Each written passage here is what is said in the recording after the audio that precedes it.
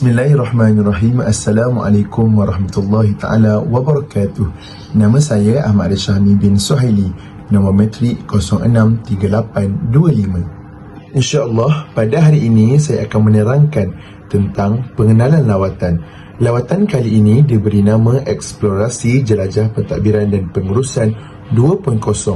Eksplorasi kali ini telah berlangsung selama 3 hari 3 malam, iaitu pada hari Selasa sehingga hari Jumaat, bermula 20 Jun 2023 jam 10 malam sehingga 23 Jun 2023 jam 6 petang. Selain itu, eksplorasi ini telah diadakan di sekitar Shah Alam dan Kuala Lumpur. Di samping itu, antara kawasan yang telah dilawati termasuklah Taman Botani Negara Shah Alam, Pusat Sains Negara, Jabatan Agama Islam Selangor JAIS, Rumah Anak Yatim Kasih Harmoni, Muzium Band Negara dan di sekitar Rumah Rehat di Rumbia, di mana beberapa aktiviti telah dijalankan di situ dan dikendalikan oleh AJK Activity. Tambahan lagi, eksplorasi ini telah melibatkan seramai 82 orang pelajar Diploma Pentadbiran Islam semester 6. Eksplorasi ini dijalankan di bawah subjek pengurusan sumber manusia SYE 20202 dan Undang-Undang Pentadbiran SYE 20703 yang diajar oleh Ustaz Farid bin Haji Ibrahim. Seterusnya, apa yang lebih menarik ialah eksplorasi kali ini dijalankan sepenuhnya oleh para pelajar dan dengan izin Tuhan eksplorasi ini berjalan dengan lancar dan jayanya. Seterusnya, saya akan menceritakan tentang objektif lawatan. Eksplorasi kali ini dijalankan adalah bertujuan untuk memberi peluang kepada pelajar bagi mendalami seluk-beluk berkaitan pengurusan sumber manusia dan undang-undang pentadbiran.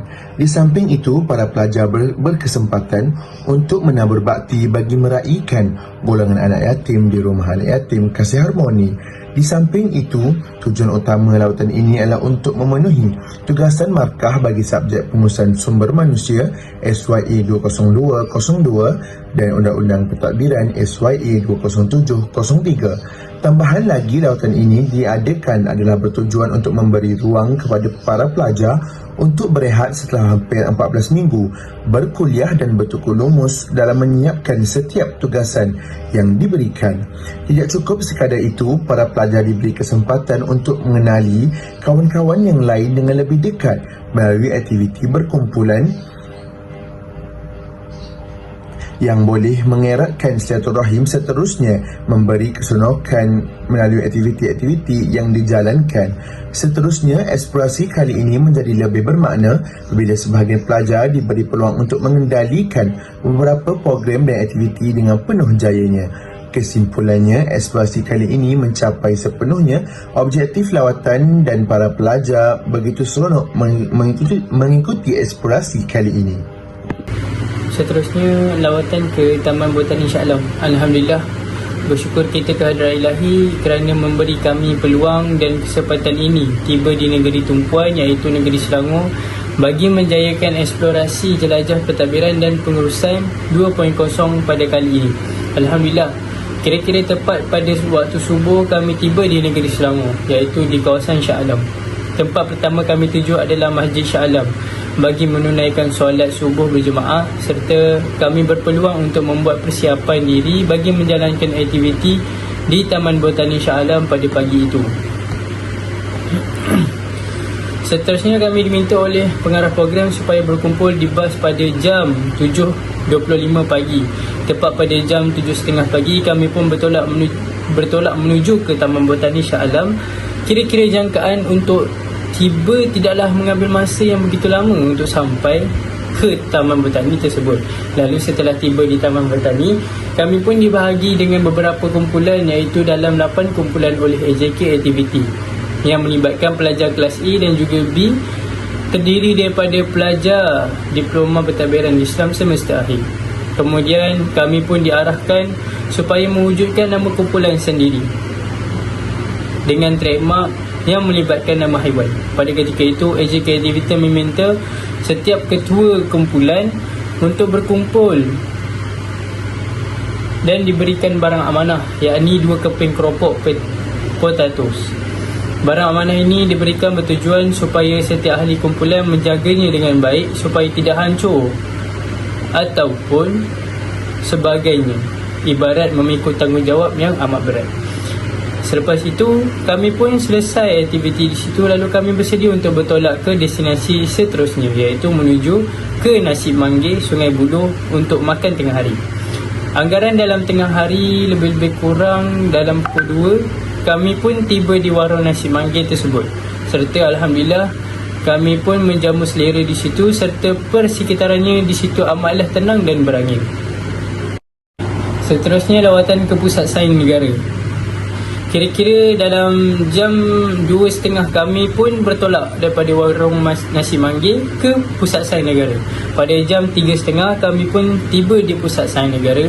Kami turun bas lalu berjalan kaki lebih kurang dalam 1 kilo untuk sampai ke tempat pendaftaran untuk masuk ke dalam Pusat Sains Negara tersebut. Kemudian pengarah program pun membeli tiket untuk semua pelajar eksplorasi jelajah. Setelah dapat tiket, kami pun masuk ke dalam Pusat Sains Negara tersebut. Pada mulanya, lihat pada fizikal Pusat Sains tersebut amatlah cantik rupanya.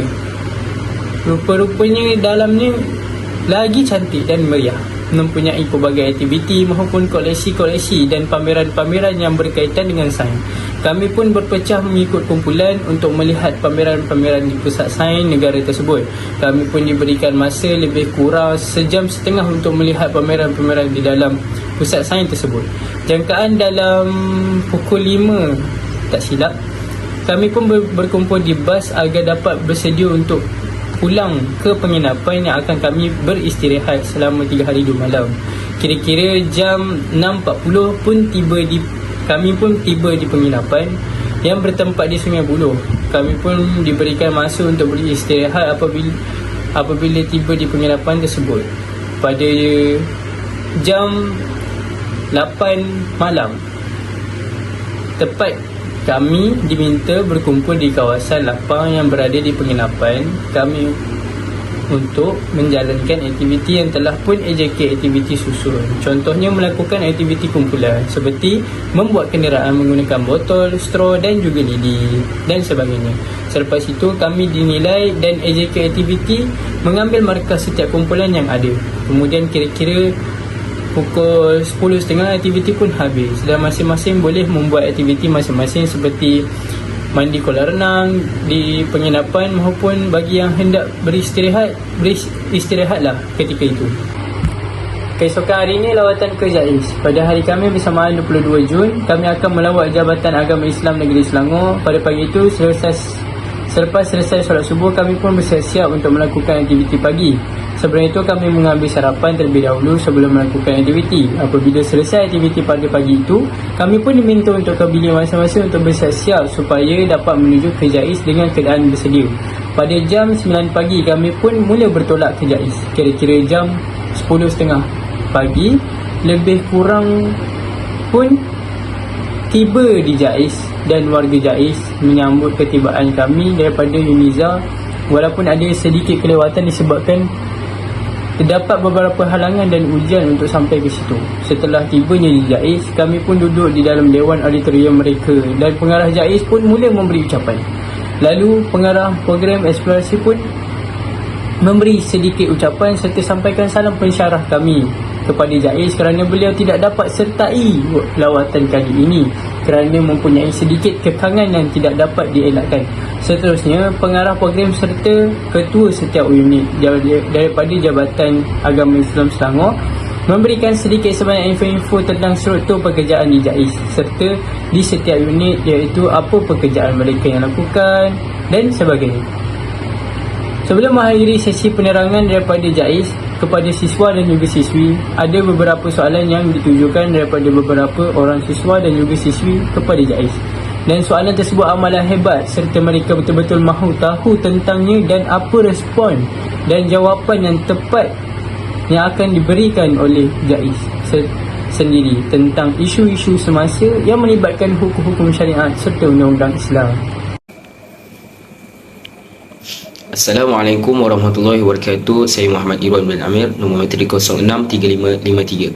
Tempat yang akan saya terangkan ialah Masjid Sultan Salahuddin Abdul Aziz Shah, di mana masjid ini juga dikenali sebagai Masjid Shah Alam. Masjid ini merupakan masjid kedua terbesar di Asia Tenggara. Lokasi masjid ini terletak di bersebelahan dengan bangunan Jabatan Agama Islam Selangor. Jadi kami tiba di masjid ini setelah selesai sahaja program bersama dengan pihak JAIS. Jadi yang lebih kurang tamat sebelum waktu zuhur. Jadi di mana para pelajar diminta untuk menunaikan solat fardu zuhur di masjid ini. Setelah selesai saja semuanya menunaikan solat fardu zuhur, pihak sukarelawan masjid ingin mengadakan aktiviti mosque tour bersama kami, di mana kami dibawa bersama ke beberapa bahagian kawasan di dalam masjid ini untuk mendapatkan serba sedikit penerangan tentang bahagian tersebut. Sebagai contoh, kami dibawa ke Dewan Solat Utama, di mana di situ kami mendapat penerangan tentang kubah masjid ini. Kubah masjid ini merupakan kubah terbesar di dunia.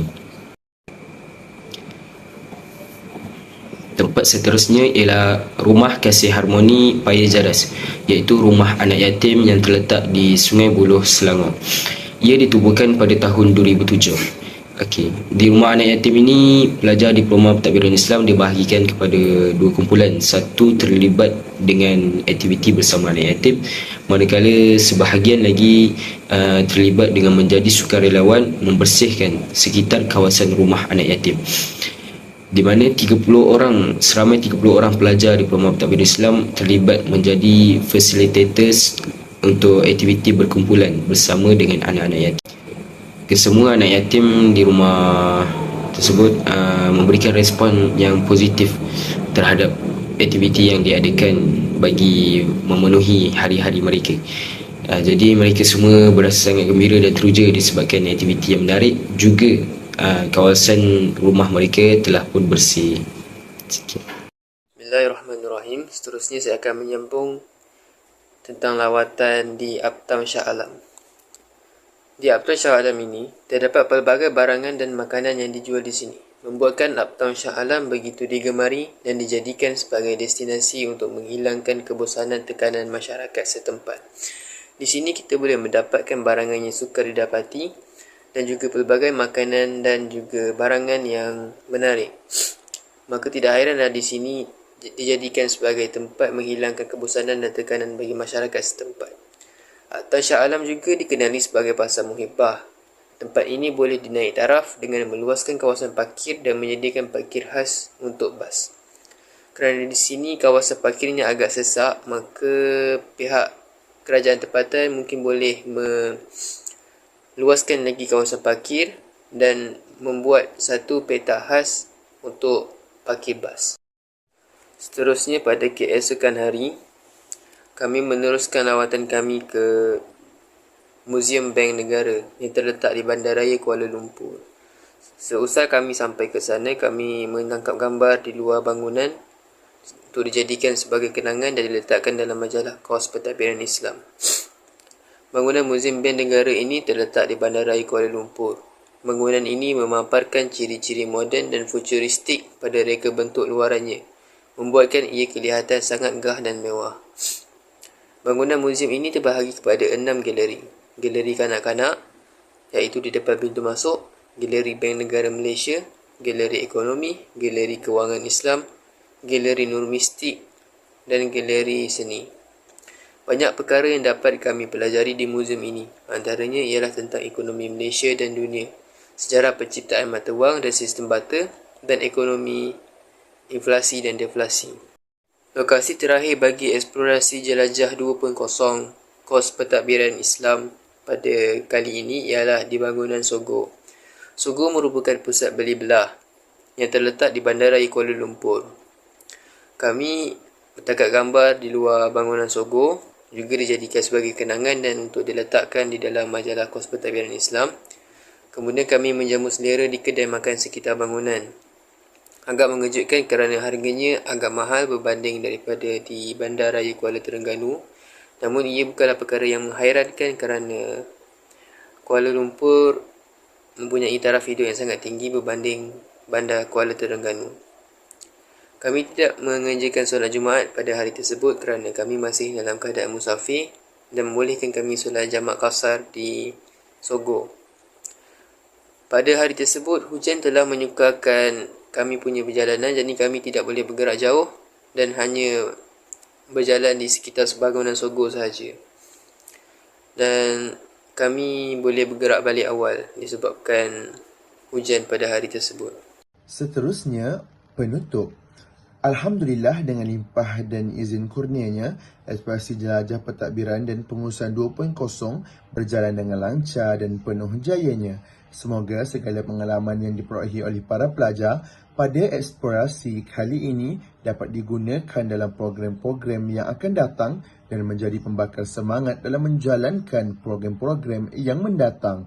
Secara keseluruhannya, semua pihak sangat berpuas hati dengan eksplorasi yang dijalankan kali ini walaupun terdapat sedikit cacat dan celah, dan berharap lawatan seperti ini dapat terus dijalankan pada masa yang akan datang dengan pengisian yang lebih menarik.